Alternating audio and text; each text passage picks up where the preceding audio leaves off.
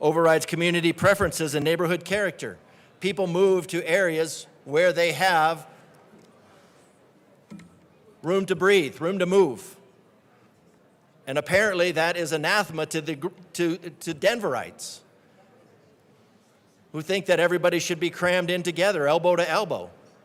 Not everybody wants to live like that. And instead of creating a Denver where people want to come into Denver and are clamoring for this space, the people that are making these policies have a rejection rate of 40%.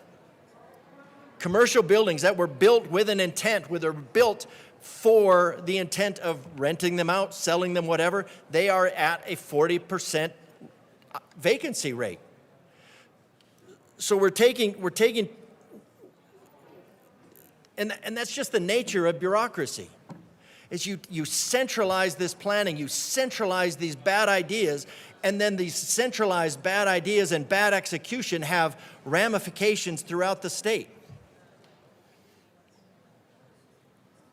This overrides community preferences for neighborhood character, localizes local jurisdictions use larger lot requirements to preserve outdoor space, green space. But you want green space where nobody lives. You want everybody to live in this cramped housing with minimal footprints instead of having land that they care for spread out. I think it's all part of the rewilding plan, which is ultimately about depeopling Colorado, which you're doing a great job. This is the hubris of state deciding the greater good. And again, history is replete with examples of where the greater good just means the decimation of hundreds of millions of people. Because centralized planning, the arrogance of centralized planning, the arrogance of pulling this, of centralized control over the state,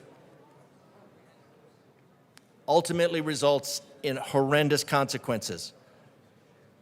Rather than empowering local innovation or incentives to address affordability, the bill ignores areas that this body could actually, like in regulation, in energy costs. Energy costs are a huge area. If you want to imposing things, idiotic things like mandated electrical power stations in a house,